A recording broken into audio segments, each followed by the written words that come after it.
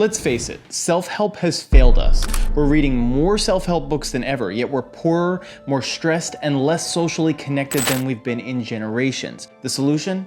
It's to implement 3 hidden strategies from philosophy that I've learned throughout my extensive experience as both a published academic and as a successful entrepreneur. And these strategies are way more life-changing than anything you'll learn in modern self-help. And the first life-changing tool philosophy provides us that's never discussed in self-help is what's called transcendental analysis. Think about the last self-help book you read. How did you actually read it? If you read it, analyzed it, tried out the advice, and then made an informed decision afterward as to whether the advice truly applies to you, then congratulations, you're not the average self-help consumer. But this is not how most of us read self-help.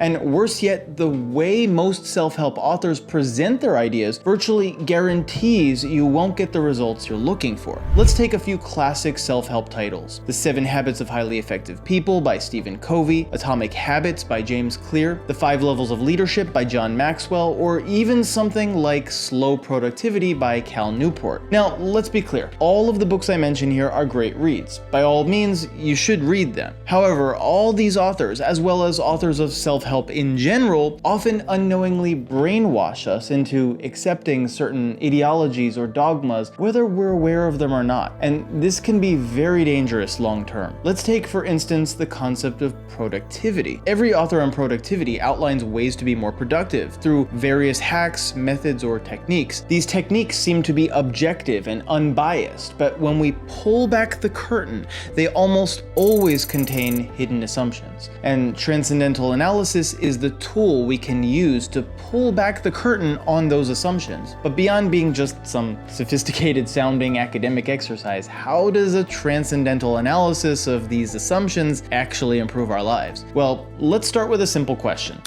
What does productivity actually mean? Well, it seems that an essential concept underlying the meaning of productivity is something like efficiency. And in principle, efficiency is easy to define. Simply put, efficiency is the minimum input of resources such as time, money, or effort for the maximum output of results. But did you notice something vital about this definition? It's something that most productivity authors either overlook completely or simply gloss over when speaking about productivity. Namely that efficiency, and by proxy, productivity, is what is called teleological. In other words, efficiency is always efficiency for something. There's no such thing as simply efficiency by itself. Okay, so this seems like just some wordplay, right? It's not exactly helpful or practical in the real world, right? And overlooking this analysis is certainly not as dangerous as I'm claiming it to be, right? Well, let's see how all this actually plays out in the real world. So I was once scrolling through a forum on some financial and budgeting topics, and I saw some guy who apparently thought he was some big shot telling people on the forum something like, "Guys, I'm a professional financial analyst, and I can tell you for sure the way you're organizing your budget is not efficient." And it was at that point I simply had to chime in. I remember saying something like,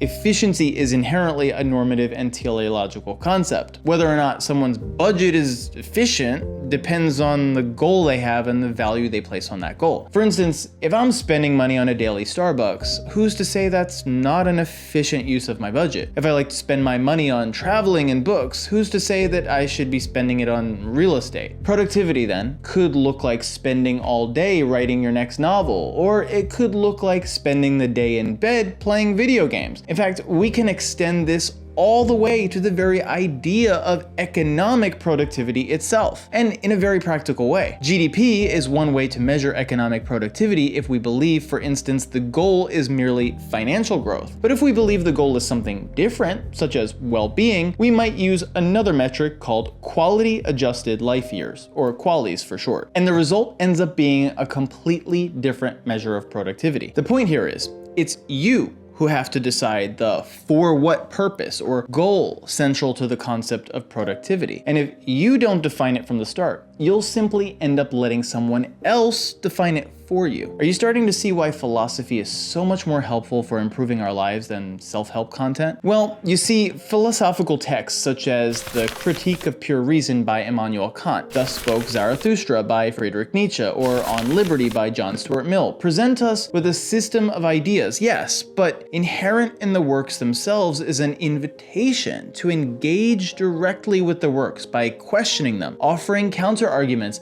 and often revising them in some way. These works are not meant to be statements of, hey, here's the truth, accept it and use it. Instead, they implicitly tell us, hey, here's my argument. Do you accept it or reject it? And this overall mental habit of questioning the underlying assumptions of a work has been shown to actually grow our brain, literal growth of our brain density, by stimulating our prefrontal cortex, which is in charge of reasoning, organization, and decision making. In other words, we literally become freer, more independent, and more self-directing by engaging in this habit. Now that you're aware of these specific benefits of philosophy, what concepts in self-help will you go back and use transcendental analysis on? How about the concept of success? How about ideas surrounding communication, self-confidence, and leadership? Well, one self-help concept that deserves some philosophical analysis is the very concept of self-help advice itself, which takes us to the next life-changing strategy from philosophy: a virtue-based approach to advice versus a rule-based approach to advice. In my own published work on ethics, I've proposed what I call the single person problem. Imagine the world has ended and there's only one person left in the entire world. They're wandering about across empty cities, empty fields. Nobody exists but this single person. So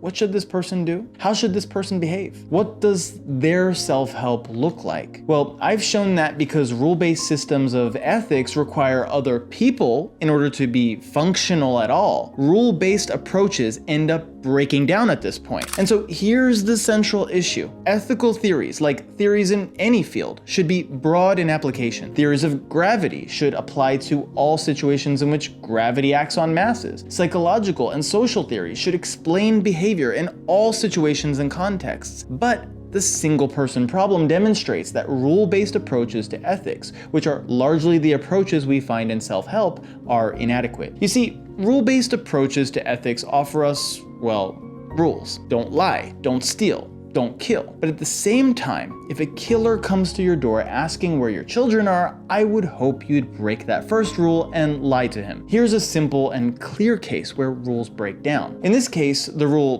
don't lie conflicts with the rule protect your family. And this same issue applies to self-help as well. We hear things like get up at 5 a.m., be productive, speak with confidence, and so on. Jordan Peterson even has an entire book called 12 Rules for Life that, just as in our killer example, contains rules with endless exceptions and even direct conflicts with other rules, depending on the context. So then, what's our solution, and how does philosophy beat self-help here? Well, philosophy, and in particular ancient philosophy, focuses much more on the concept of virtue. Yes, thinkers such as Aristotle in the West and Confucius in the East conceived of certain rules people should follow, but that was not the primary focus. What was more important was character traits and behaviors in alignment with some end goals. For Aristotle, that was called eudaimonia, or excellence. For Epicurus, that was called ataraxia, or mental peace. For Confucius, it was shao, or filial piety. And for Vasubandhu, it was dharma, or righteousness. You see, whereas rules cannot apply equally to all situations, virtues most often can. And how do we apply this in our daily lives? Well, instead of abiding by the rule, get up at 5 a.m., determine the virtue you want to develop first and ask yourself what behavior would follow from that virtue in that specific situation. For get up at 5 a.m., for instance, we could ask ourselves this virtue-based question. I want to be a healthy person. At what time would a healthy person wake up given my current health stats? Or I want to be a more mindful and focused person. At what time would a mindful and focused person wake up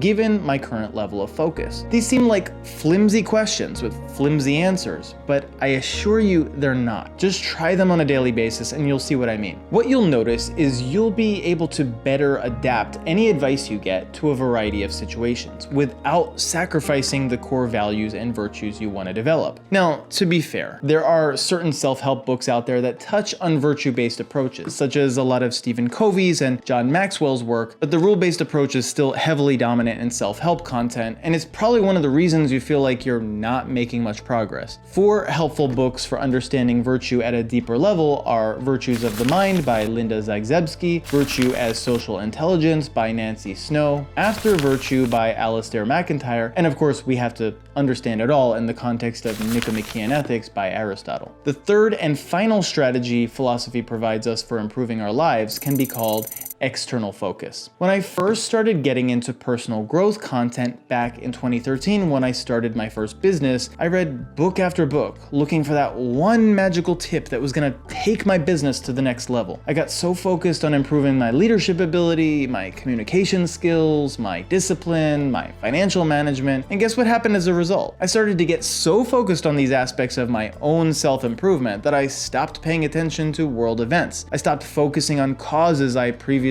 cared about, and I stopped really thinking deeply about philosophical concepts. I viewed all this as too impractical and theoretical. But when we do this, as we discussed before, we actually lose our ability to think deeply, which means we lose the ability to think and reason clearly, which ultimately means our prefrontal cortex literally starts to shrink in size, and we then have less self-directedness or freedom of choice. This inward focus on me, basically obsessively focusing on improving myself, leads to what I call the self-help bubble. We lose focus on the importance of what is going on in our greater world and how our self-improvement helps, or at least should help, the world around us. And for all you Ayn Rand fans who might argue that Aristotle would approve of the idea of focusing on ourselves and ourselves alone, this is largely a distortion of Aristotle's philosophy, as he cared deeply about how the cultivation of virtue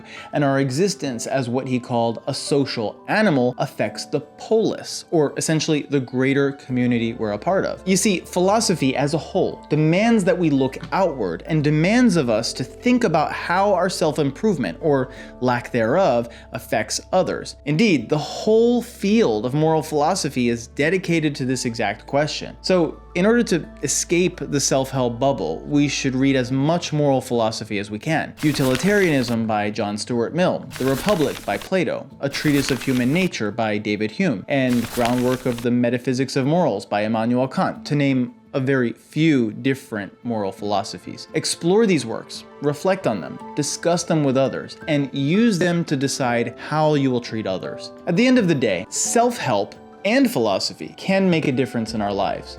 In a sense, it's all about who's reading it, isn't it? Self-help can be read with a philosophical approach and mindset, and philosophy can be read as an ideological doctrine that we wear on our sleeves and use to oppress others. But what kind of reader will you be? If you want to keep leveling up your critical thinking to make a massive impact, not only on your own life, but on the lives of countless others, then be sure to watch this next video.